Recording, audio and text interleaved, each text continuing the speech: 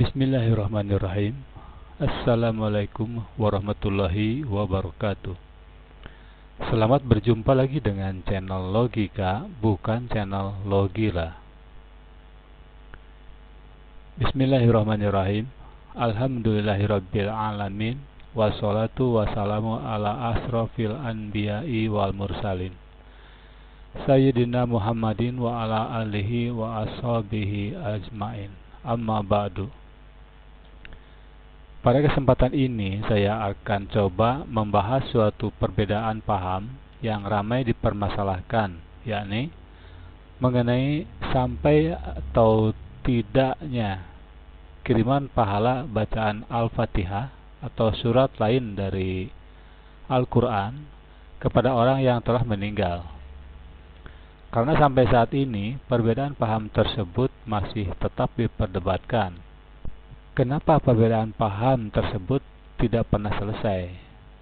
Karena perbedaan pemahaman itu selalu diperdebatkan, bukan didiskusikan. Perbedaan antara perdebatan dengan diskusi adalah diskusi itu sama-sama mencari kebenaran, sementara berdebat sama-sama mempertahankan paham yang diyakininya sudah benar. Kenapa yang terjadi selalu perdebatan? Karena paham yang ada adalah hasil pemikiran ulama besar yang diyakini nyaris 100% benar. Ulama kecil sudah tidak boleh berpikir lagi, apalagi baru.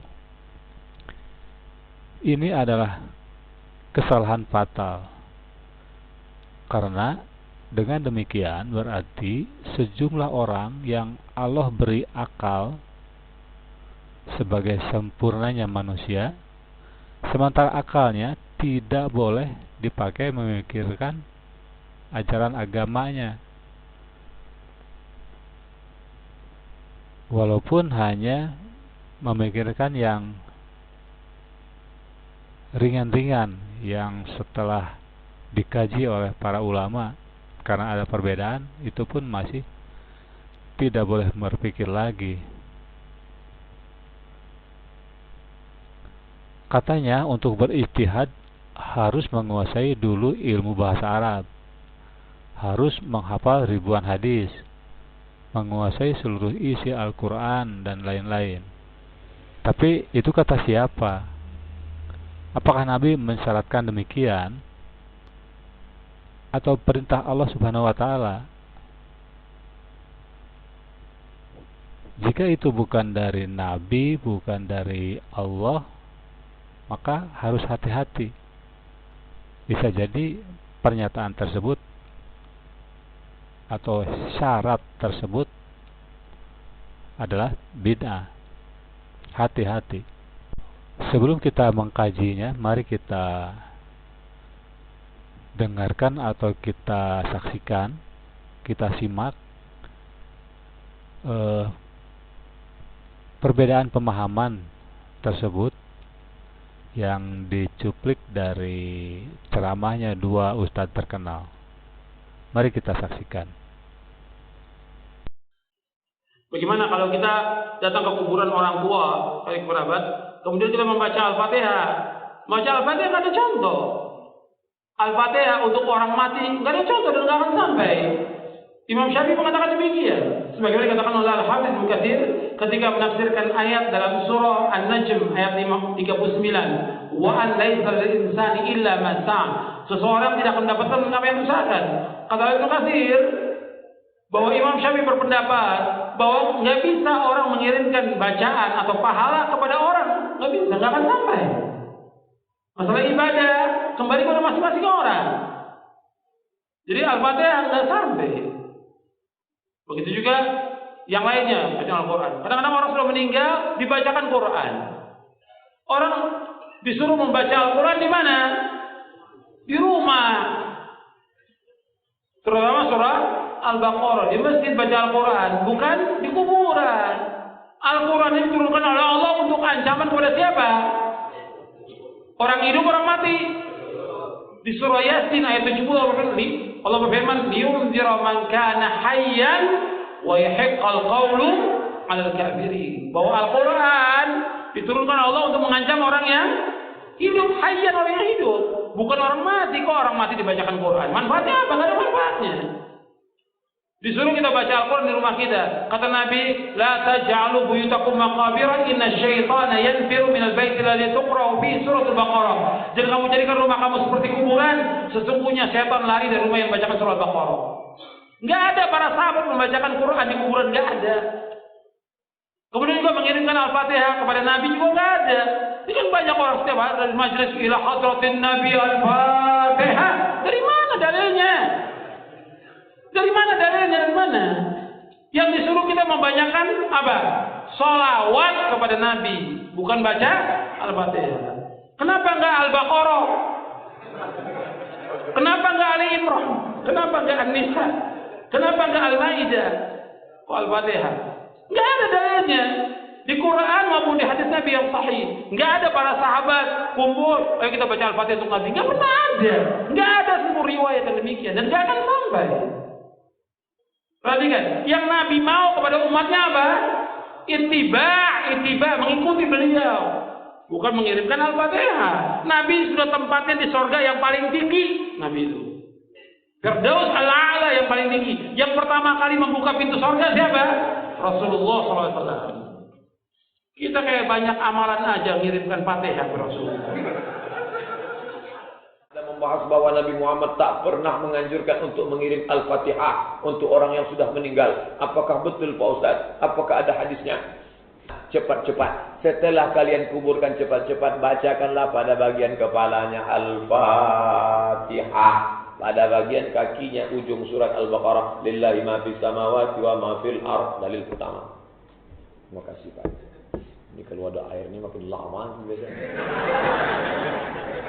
Dalil kedua, kata Abdullah bin Umar bin Khattab, anak Umar bin Khattab, dalam kitab Ar-Ruh, murid Imam Ibnu Taimiyah punya murid namanya Imam Ibnu Qayyim Al-Jauziyah, nama kitabnya Ar-Ruh. Kalau nanti aku mati, tolong bacakan pangkal surat Al-Baqarah sampai wa ulaika humul muflihun, dan bacakan ujung surat Al-Baqarah. Lillahi ma fis samawati wa ma fil ardh. Dalil yang kedua. Maka berdasarkan dalil ini, kata mazhab Syafi'i dalam kitab Al-Majmu' Syarah Muhadzab disebut oleh Imam An-Nawawi, wa in khatimul Qur'an, seelok-eloknya bacalah sekhatam Quran. Kalau tak sanggup sekhatam Quran, bacalah hatinya Al-Quran, qalbul Quran, Yasin wal Qur'anil Hakim, innaka laminal mursalin. Kenapa Pak Imam menangis? Belum dibayar utangnya. Nah, tak sanggup membaca Yasin terlalu panjang, Ummul Quran Al-Fatihah untuk almarhum Ustaz Abdul Somad. Al-Fatihah. Sampai tak Pak Ustaz? Sampailah. Dalil sudah saya bacakan. Sudah ditanya juga. Sampai tak Ustaz? Nah, coba bacakan. Balik lagi nak? Berarti sampai. Dibacakan dalil tak percaya. Dibacakan logika tak percaya. Tak juga dia percaya. Saya tak percaya. Siapa nama lengkapnya? Nanti kalau kau mati, kubacakan Al-Fatihah. Setelah memperhatikan kedua ceramah tadi, pahamnya beda jauh, tapi di akhirnya sama, yaitu ada ledekan yang ditertawakan oleh jamaahnya. Kedua argumentasi dari ceramah tadi itu jelas tidak akan menyelesaikan perbedaan pendapat, yang akhirnya dapat meyakinkan umat bahwa pendapat yang benar adalah yang ini atau yang itu. Malah itu jelas-jelas akan memperkokoh tudingan pengelompokan umat. Pada kondisi demikian, tidak berlaku lagi hadis yang menyatakan bahwa perbedaan paham umatku adalah rahmat. Tapi malah sebaliknya, perbedaan paham umatku adalah sesat. Karena pengelompokan umat adalah merupakan kesesatan yang nyata. Jika memang takut kepada Allah, memilih pendapat yang benar di antara kedua pendapat tersebut merupakan perkara yang serius. Karena beribadah dengan pemahaman yang baru dan sesat atau bukan pahamnya Nabi itu adalah bid'ah. Sementara bid'ah ancamannya neraka. Jadi untuk menentukan pilihan, jangan asal lihat tampilan ustadznya, jangan asal melihat gelar ustadznya, jangan asal pula melihat dari mana, dari kelompok mana dia ya ceramah. Tapi perhatikanlah pada dalil yang diungkapkannya dan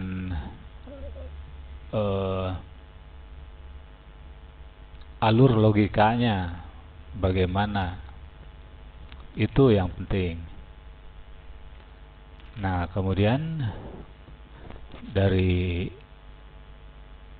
dalil-dalilnya itu lalu kita pergunakan logika, kita gunakan akal kita semampunya. Tapi ingat, yang digunakan bukan logika liar, tapi menggunakan logika Quran Sunnah. Logika Quran dan Sunnah yang tentunya akan selaras dengan sifat-sifat tauhidnya Allah,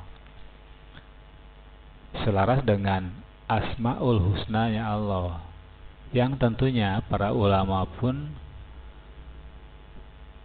terutama ulama besar yang sudah berijtihad pun tentunya sudah melakukannya demikian. Tapi jika Allah belum memberikan petunjuknya yang benar, ya beliau-beliau itu bisa salah juga. Jadi pada kondisi demikian artinya Allah memberikan kesempatan kepada generasi berikutnya untuk berijtihad juga. Ustadz Yazid Jawas tadi menegaskan bahwa kirim bacaan Al-Fatihah tidak ada contoh, tidak ada dalil. Tentu saja penegasan tersebut akan ditolak karena zamannya sahabat pun banyak gerakan sholat yang tidak dicontohkan oleh Nabi, tapi malah mendapatkan pujian. Sementara Ustadz Abdul Somad memakai dalil berupa cerita atau pendapat ulama dengan tidak menerangkan rujukan hadisnya dan ayatnya, jelas ditolak.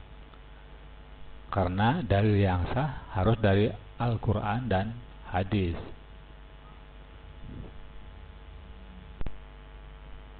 Kita sering mendengar ulama atau ustadz berceramah dengan mengatakan, kembalikanlah kepada Quran dan hadis. Nah, kondisi seperti inilah tepatnya perkataan seperti itu. Karena dengan perbedaan ulama besar tersebut, maka kita nyaris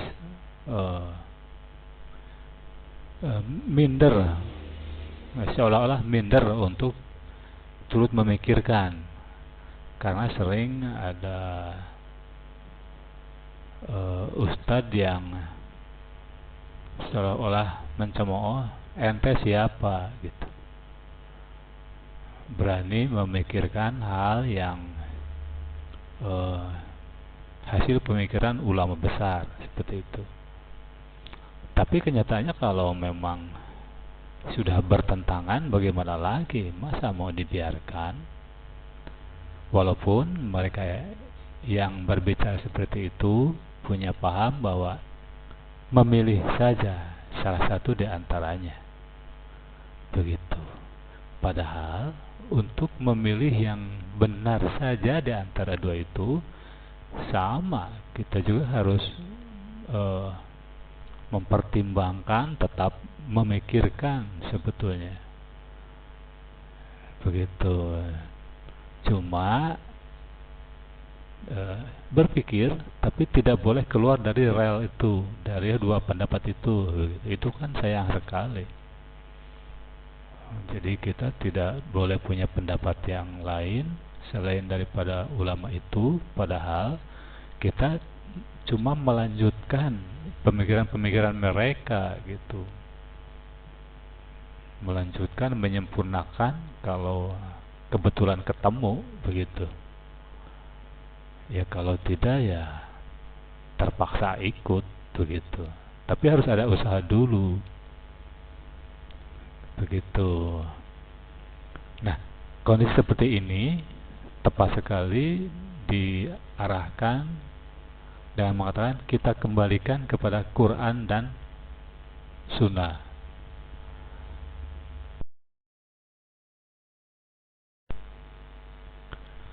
Untuk itu, mari kita lihat sebuah hadis dari riwayat Muslim yang begitu jelas.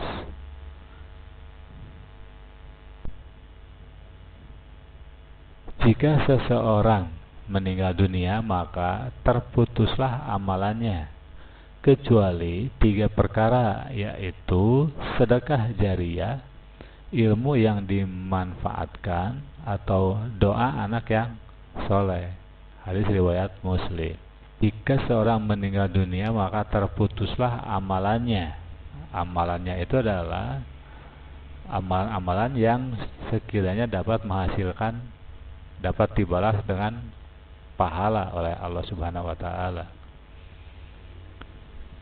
Nah, kecuali ini kan yang terputus, ketika meninggal terputus, tidak akan dapatkan pahala karena sudah tidak bisa beramal baik. Tapi peninggalan amal baiknya itu ada yang bisa mengalirkan pahala, yaitu sedekah jariyah, ilmu yang dimanfaatkan, atau doa anak yang soleh. Sedekah jariyah adalah sedekah yang dipakai untuk misalnya membangun jalan, membangun masjid, atau hal-hal yang bisa digunakan oleh masyarakat, oleh orang lain, begitu. Banyak macamnya, bisa ya seperti itulah, bisa bikin sumur misalnya, ketika dipergunakan maka itu pahalanya mengalir kepada jenazah. Kemudian nah, tapi di sini tidak perlu si orang itu berdoa, tidak perlu lagi, karena itu sudah otomatis. Ketika ada orang menggunakan sedekah jariyahnya, maka otomatis pahala mengalir. Allah memberikan pahala kepada yang bersedekahnya itu. Sama juga halnya dengan ilmu. Ketika si almarhum itu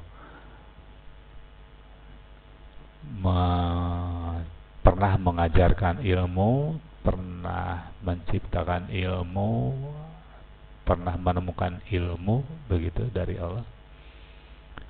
Kemudian ketika ilmunya itu dimanfaatkan oleh orang, dilakukan oleh orang, itu otomatis Allah akan memberikan pahala kepada yang memberikan ilmunya itu. Begitu. Kemudian doa anak yang soleh. Nah, kalau doa anak yang soleh ini sudah sangat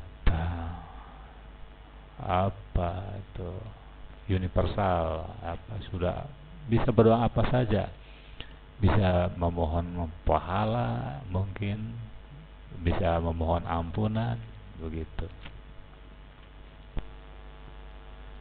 Sementara itu ada keterangan lain yang seolah-olah bertentangan dengan hadis tersebut, yaitu surat Al-Hasyr ayat 10.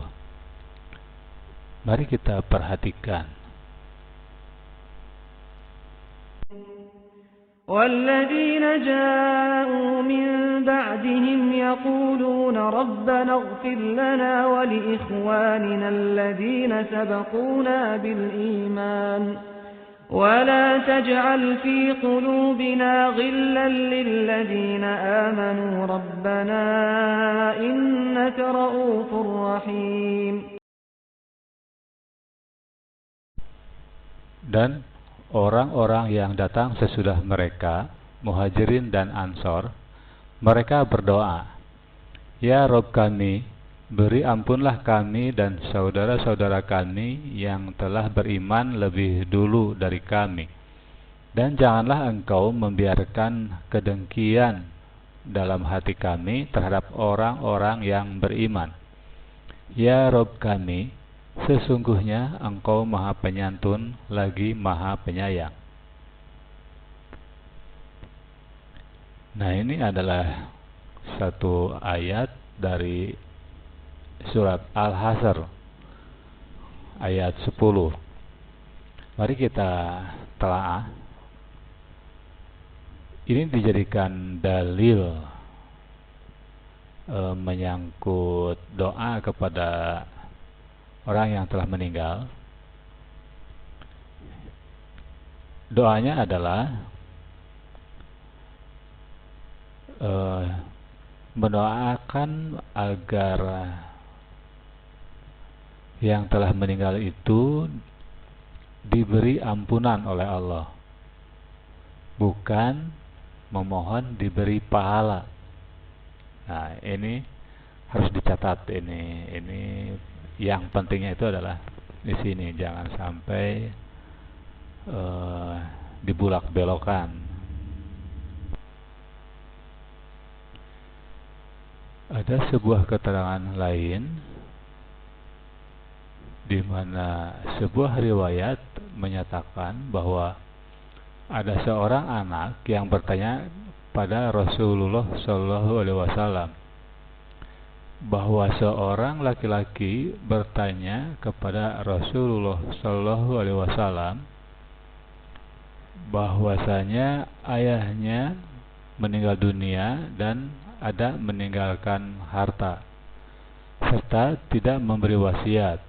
Apakah dapat menghapus dosanya bila disedekahkan? Nabi SAW menjawab, dapat. Hadis riwayat Ahmad.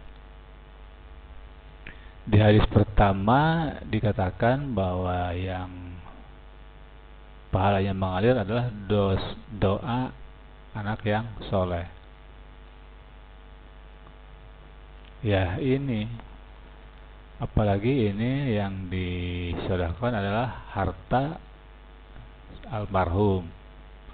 Jadi jelas akan pahalanya akan mengalir dan akan sementara oleh anaknya ini diniatkan, didoakan menjadi penghapus dosa, begitu. Jadi doa anak yang soleh itu ini tidak bertentangan dengan hadis yang pertama, begitu. Berikutnya adalah sebuah doa yang merupakan rangkaian dalam pelaksanaan sholat jenazah. Doanya begini: Allahumma la tahrimna ajrahu wa la taftina ba'dahu waghfir lana walahu. Yang artinya, ya Allah, jangan haramkan kami dari pahalanya dan jangan beri fitnah atau cobaan bagi kami sepeninggalnya. Ampunilah kami dan ampunilah dia. Di sini ada kata pahala. Akan tetapi pahala itu yang mengharapkan adalah yang berdoanya. Ya Allah, jangan haramkan kami dari pahalanya. Jadi yang mengharapkan pahalanya itu adalah orang yang berdoanya. Sementara untuk jenazahnya yang dia mohonkan adalah ampunilah dia. Lagi-lagi ini masalah memohon ampunan. Dari beberapa keterangan yang dipaparkan tadi, dapat diambil suatu pemahaman bahwa seseorang boleh mendoakan orang lain yang telah meninggal dunia agar diampuni dosa-dosanya, bukan memberikan pahala.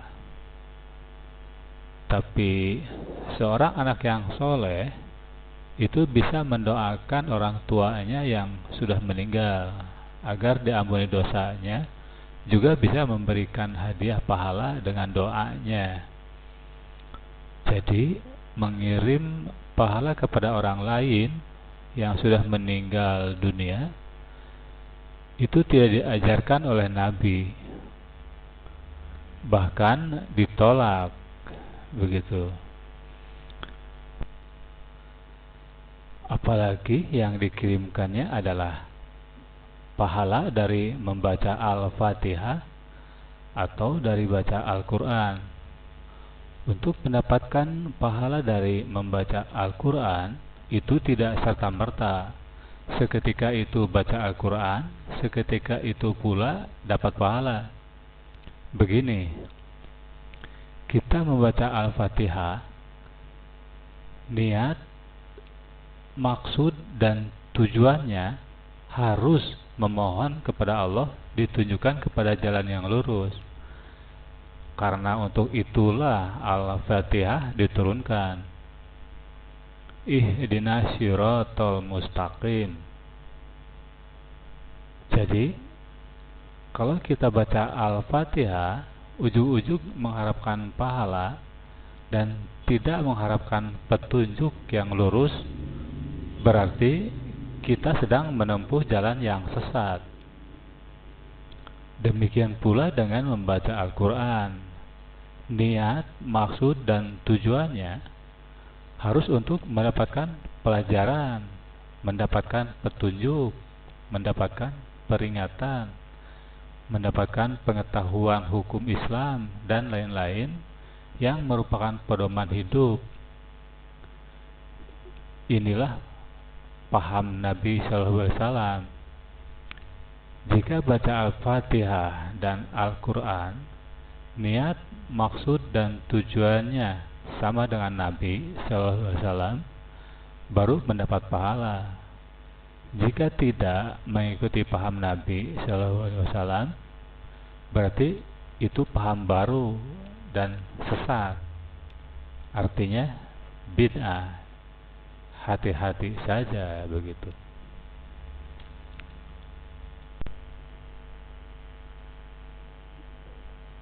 Jadi membaca Al-Fatihah dan Al-Quran itu berbeda dengan ibadah-ibadah seperti infak, sodako, menolong orang, dan lain-lain, yang memang niat dan harapannya adalah mendapatkan pahala. Jadi kesimpulannya, karena membaca Al-Fatihah dan membaca Al-Quran itu ibadah yang tidak bisa diniatkan untuk mendapatkan pahala, maka niat kirim pahala bacaan Al-Fatihah atau baca Al-Quran itu pun semestinya tidak ada. Logika mudahnya begini, kita berdoa kepada Allah dengan mengatakan Ihdinas siratal mustaqim, tunjukilah kami jalan yang lurus. Kemudian jika Allah Subhanahu wa Ta'ala mengabulkan permintaan kita, apakah kita akan dikasih pahala atau dikasih petunjuk? Pasti dikasih petunjuk, karena permintaannya bukan minta pahala begitu. Itu ketika kita baca Al-Fatihah. Kalau kita baca Al-Quran, di mana sudah dikatakan dalam Al-Quran bahwa Al-Quran itu adalah petunjuk, Al-Quran itu adalah pelajaran, begitu. Jadi kalau kita baca Al-Quran, kemudian Allah mengabulkan doa kita, doa Al-Fatihah misalnya, yang Allah akan berikan apa? Pahala atau pelajaran yang didapat? Ya pelajaran, ya pengetahuan. Isi Al-Quran itu yang akan diberikan kepada kita. Kalau diberikan kepada kita, petunjuk diberikan kepada kita, apa yang akan dikirimkan kepada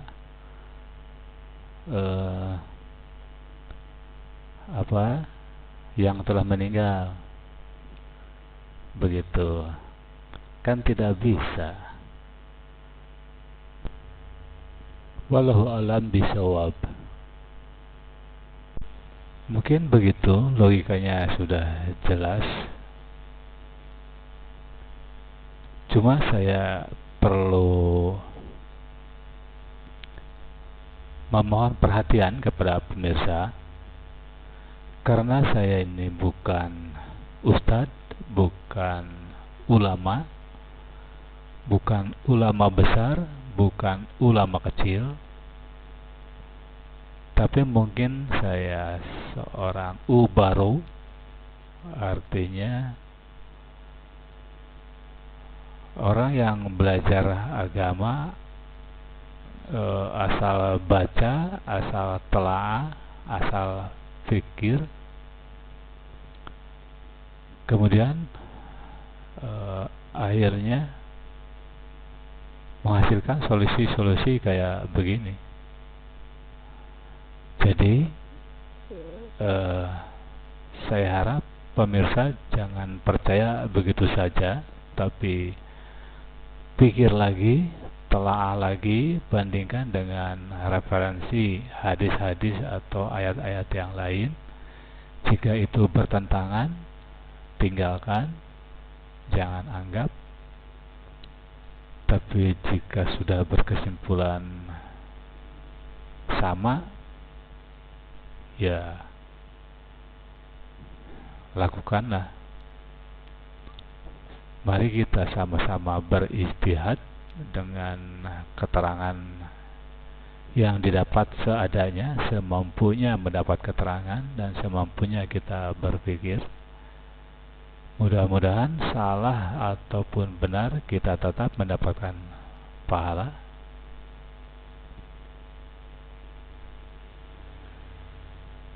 Jadi saya adalah orang yang tidak pantas ditaklidi oleh siapapun.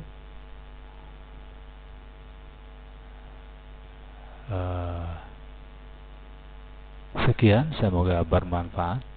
Assalamualaikum warahmatullahi wabarakatuh.